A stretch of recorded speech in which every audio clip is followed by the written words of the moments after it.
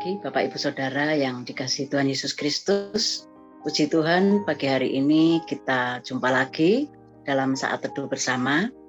Hari ini Sabtu 4 Juni 2022 dengan tema kasih dan kerohanian.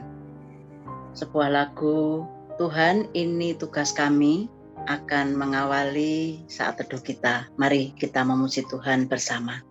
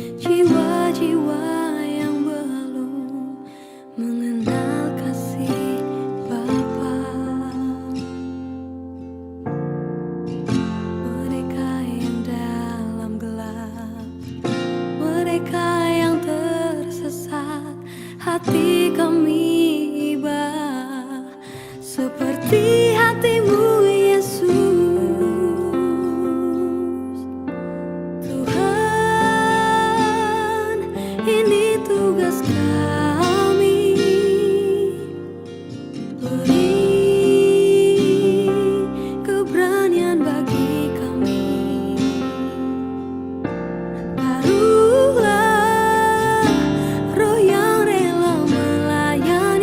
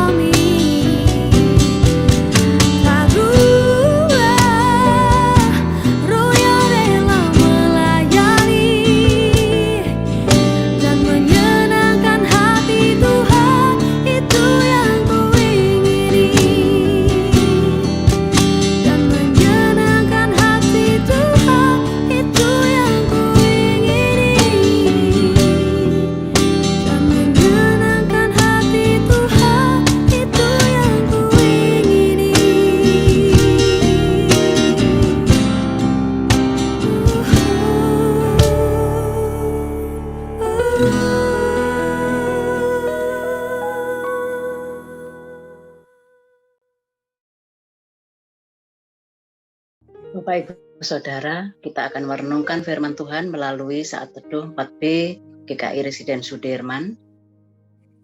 Hari ini firman yang akan mendasari perenungan kita diambil dari Yohanes 14 ayat 15 sampai dengan 17 yang akan dibacakan oleh Pak Yosa.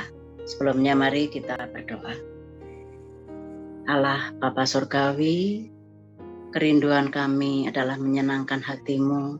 Tolong setiap kami ya Bapa, dalam membaca dan merenungkan firman Tuhan setiap hari, biarlah kami terus boleh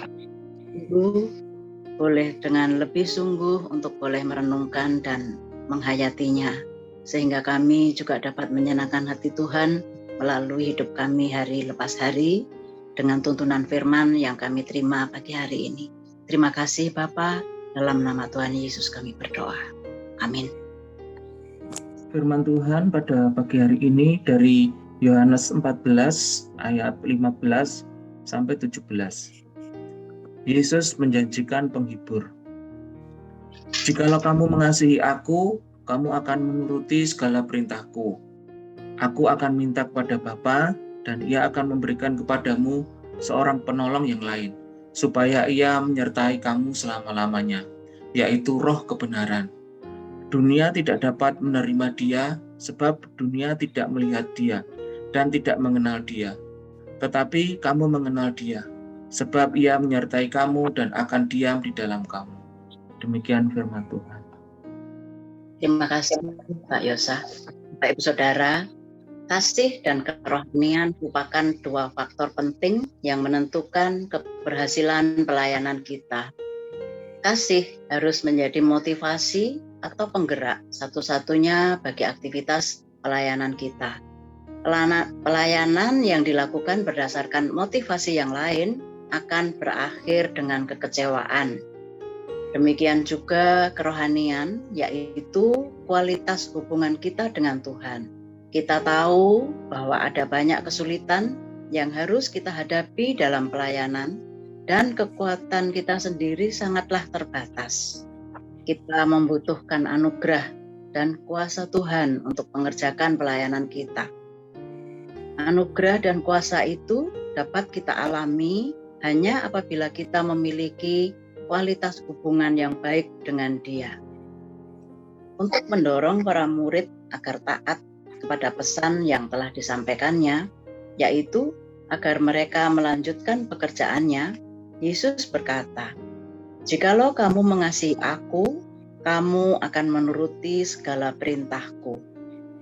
Di satu sisi, kalimat itu berarti bahwa ketaatan para murid adalah tolok ukur kasih mereka kepada Yesus. Namun, di sisi lainnya, kalimat itu juga mengandung nasihat agar mereka melakukan perintah Yesus itu dengan motivasi yang benar, yaitu kasih kepada Yesus. Yesus tahu bahwa pekerjaan yang ditinggalkannya bagi para murid bukanlah sesuatu yang ringan. Tanpa motivasi yang benar, yaitu kasih kepada Yesus, mereka tidak akan sanggup mengerjakannya. Kepergian Yesus akan membuat para murid kehilangan seorang guru yang selama ini menjadi penolong mereka. Hal ini akan mendatangkan masalah besar bagi mereka. Namun, Yesus telah menyediakan solusinya. Ia berjanji mengirim Roh Kudus untuk menyertai mereka. Kepada para muridnya, Yesus memperkenalkan Roh Kudus sebagai penolong.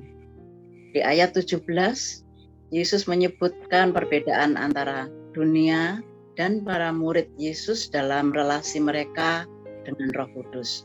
Dunia tidak dapat menerima Roh Kudus karena dunia tidak melihat Dia dan tidak mengenal Dia. Sedangkan para muridnya mengenal Dia. Kehadiran Roh Kudus dapat diterima dan dialami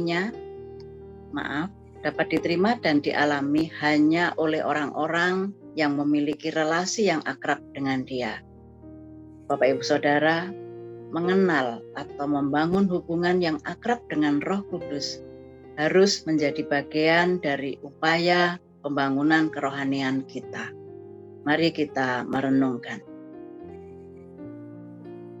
apa yang selama ini menjadi motivasi pelayanan kita, dan apa yang kita andalkan yang paling utama dalam pelayanan kita. Mari kita berdoa. Tuhan, kami mau menempatkan kasih-Mu sebagai satu-satunya motivasi pelayanan kami. Kami juga akan menundukkan diri di bawah pimpinan Roh Kudus yang Tuhan berikan kepada kami. Bapa, tolong kami untuk kami dapat melakukannya. Tolong kami juga Tuhan, beri motivasi yang benar dalam pelayanan setiap yang kami lakukan. Biarlah melalui pelayanan ini kami terus punya motivasi yang benar dan mengandalkan Tuhan selalu, supaya kami boleh melakukannya yang berkenan di mata Tuhan. Terima kasih Bapa untuk firman-Mu pagi hari ini. Terima kasih. Dalam nama Tuhan Yesus kami berdoa. Amin. Bapak Ibu Saudara, untuk menindaklanjuti firman pagi hari ini, kita akan membuat daftar berbagai hal yang selama ini masih terselip dalam motivasi pelayanan kita, dan kita akan mohon kepada Tuhan agar memurnikan motivasi pelayanan kita masing-masing. Tuhan pasti menolong dan memberkati kita. Amin.